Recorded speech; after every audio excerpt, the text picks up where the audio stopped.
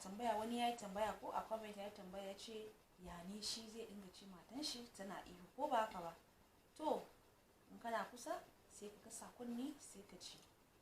Yanda za ka yi shine da cewa ba wai za ka yi kamar kuna fada ba, ko ba haka ba? Yauwa, in kana so ta ji daɗin ka, za ka zo ku same ta, ka dawo aiki tana gida, ka yi wankan ka ci abinci ka huta, sai ka bar ta ita ma ta je ta yi wanka.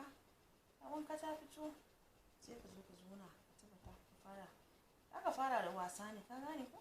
Za ka fara shashafa ta kai kamar kana cire mata wasu datti a kai, kana wani tattaba ta, kana kiranta suna baby, kaza kana mata wani irin kallo, ka gane? Kana tattaba ta daga wurin, za ka fara shafa ta daga wurin, za ka fara tattaba ta.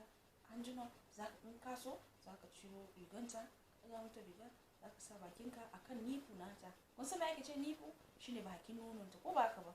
Za ka sa bakinka, za ka sha mata bakin nonon nan. Ba wai an ce za ka sha za ka saka da hakorinka ba, babu.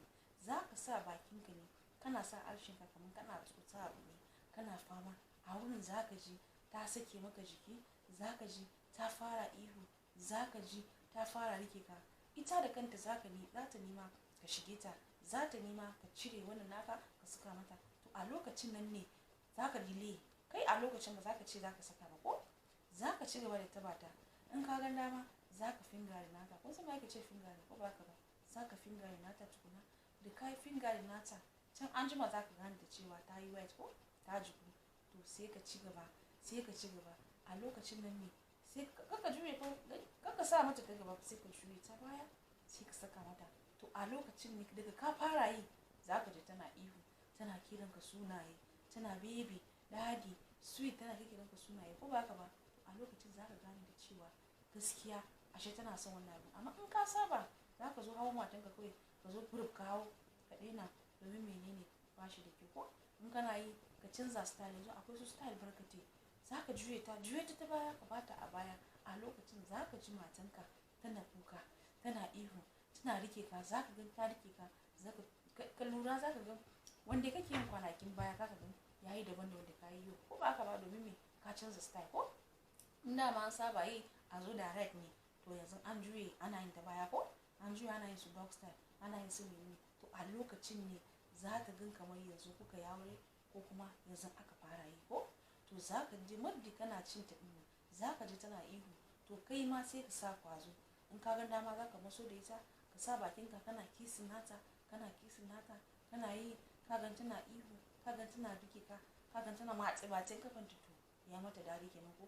Za ta matse kafa tana rike ka, tana ihu, ka gan tana juye, tana wani irin yi, ba wai yana mata zafi ba, daɗi kenan, tana so ne, ko? So in kana so ka ji daɗin matanka ko matanka ta ji daɗin ka, kamun ka fara first thing ina faɗa, na sha faɗa muku, ka je ka yi wanka, ka yi very neat, ka yi clean, kana kamshi. Daga ka fara ɗin ne za ka ga if possible ko wuta ka kunna fan fa, saboda me, the moment kuna zufa ɗin nan za ka gan kana wari, kana ji kamar kana jin karni. Ka sa fan ko ka kunna AC, kuna shan iska, kana yi, za ka ji kamar ku ce gaba, kamar kana kare, ko ba haka ba? To abin da za ka yi kenan, ka yi mata irin kiss din nan da baka taba yi ba. In ka gan dama za ka kiss nata daga kanta har kafanta, ka gane? In ka gan dama za ka soki nata ma, duk wannan bai bace ba, ko? Za ka soki nata, kana sa harshenka kana yi, za ka gan ta rikice. Wato in ka je aiki za ta dinga Allah ka dawo, ko? Za ta dinga shawanka, domin ta san abin da tana nema, ko ta san me tana nisa, ko?